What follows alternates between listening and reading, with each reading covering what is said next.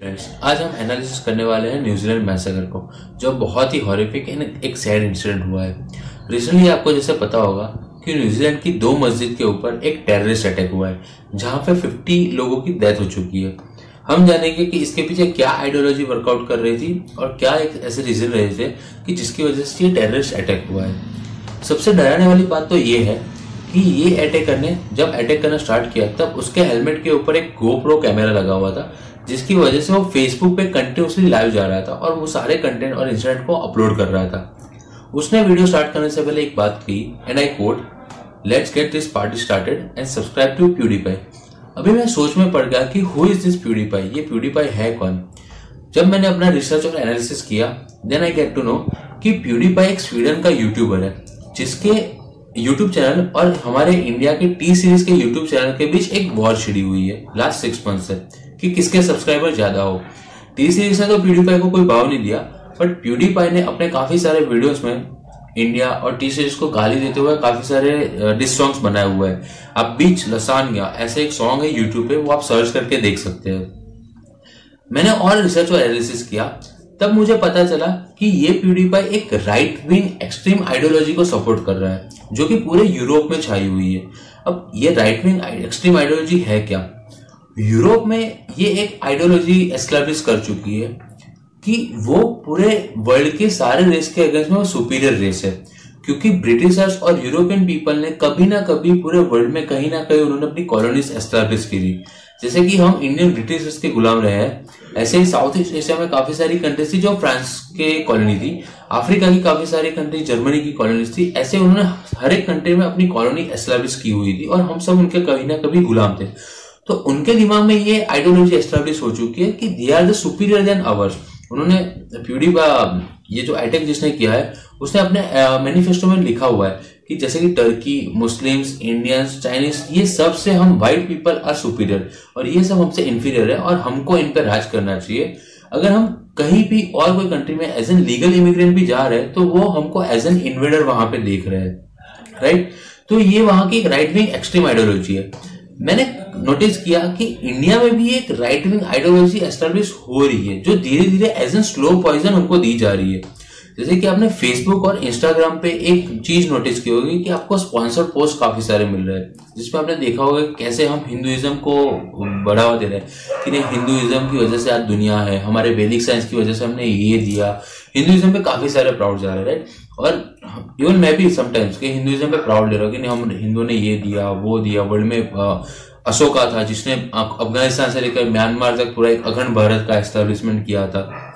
यही सेम चीज अगर आप मिडिल ईस्ट कंट्रीज में जाओगे तो वहां पे मुस्लिमों में भी रेडिकल आइडियोलॉजी एस्टेब्लिश की जा रही है कि कैसे मुस्लिम्स ने अराउंड मिडिल सेंचुरीज के बीच में पूरे तुर्की से लेके इंडिया तक उन्होंने राज किया हुआ था, कैसे उन्होंने साइंस की फील्ड में, मेडिकल साइंस में या कोई और टेक्नोलॉजिकल एडवांसमेंट में उन्होंने क्या क्या कंट्रीब्यूट किया हुआ है, वो हमें एक आइडियोलॉजी एस्टेब्लिश की जा रही है। बट मैं आपको एक बात बताना चाहूंगा एक एग्जाम्पल के साथ।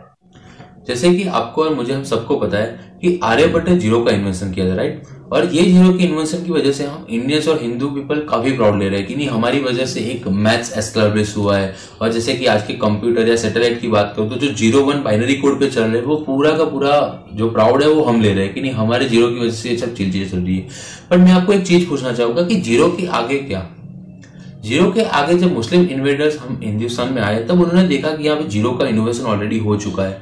काफी सारे मैथ्स के जो इक्वेशन थे, सॉल्यूशन थे हमारे पास थे, वो सब चीजें मुस्लिम अपने साथ अरेबिक कंट्रीज में ले गए। वहां पे उन्होंने कुछ इम्प्रोवाइज किया, वहां पे कुछ ओवरकम किया। जैसे कि मैं बताऊं तो एल्जेब्रा है, ट्रिगोनोमेट्री, जियोमेट्री, ये सब सारी मुस्लिम इन्वेडर्स की ही देन है। जब तक मुस्लिम हमारे कल्चर के साथ मिक्सअप नहीं हुए तब तक उनको एल्जेब्रा, ट्रिग्नोमेट्री, जियोमेट्री ये उनके पास नहीं थी। हमारे कल्चर के साथ एस्टेब्लिश होने के बाद उन्होंने इस पर कुछ इम्प्रोवाइज किया, राइट।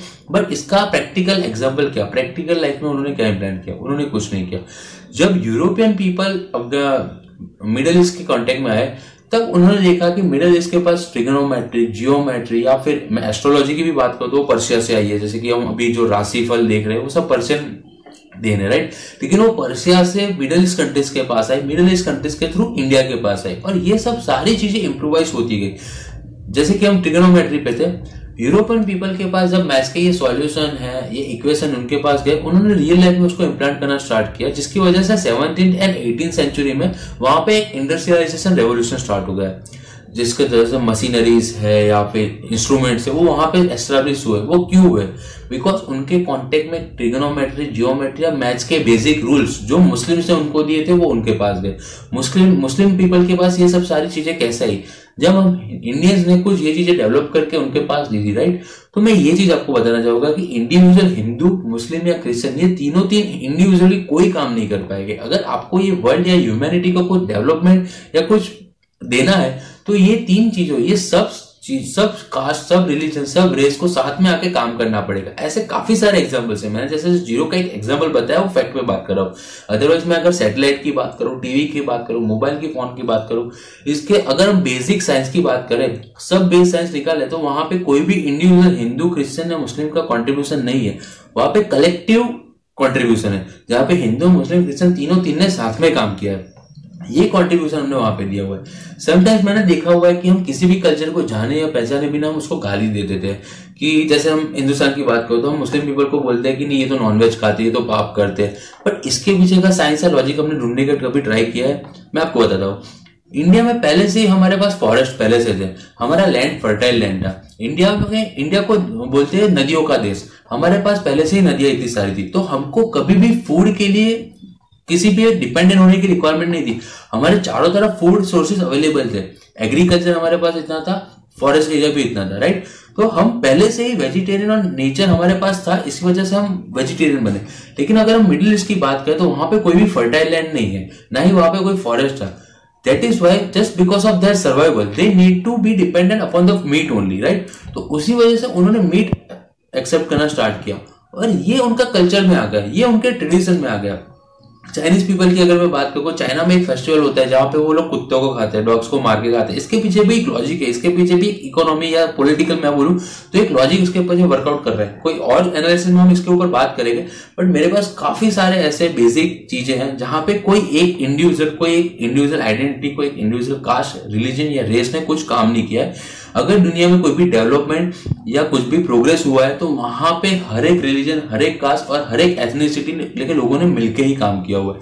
मैं आपको बताना चाहूंगा कि अगर कोई रेडिकल इंसान ये चीजें देख रहा है तो प्लीज आप इस बात को ये समझिए, या फिर आपके आसपास अगर कोई भी रेडिकल बातें कर रहा है कि नहीं मेरा हिंदुइज्म महान है, मेरा इस्लाम महान है या मेरा क्रिश्चियन महान है, तो प्लीज आप वहां से भाग जाइए या फिर उनको समझाने का ट्राई कीजिए कि ना हिंदुइज्म महान है, ना क्रिश्चियन महान है, ना इस्लाम महान है। अगर ये तीन साथ में मिलकर काम करेंगे तो ये ह्यूमैनिटी महान है।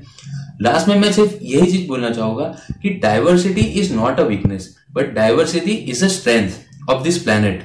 So please do like, comment, share. अगर आपको ये एनालिसिस अच्छा लगा है तो प्लीज मेरी चैनल को सब्सक्राइब कीजिए और प्लीज शेयर करते रहिए ताकि मैं और पीपल को अवेयर कर सकूं about the science, economy, politics, geography, everything, how it is related and how it affects our life. Thank you and please keep subscribe.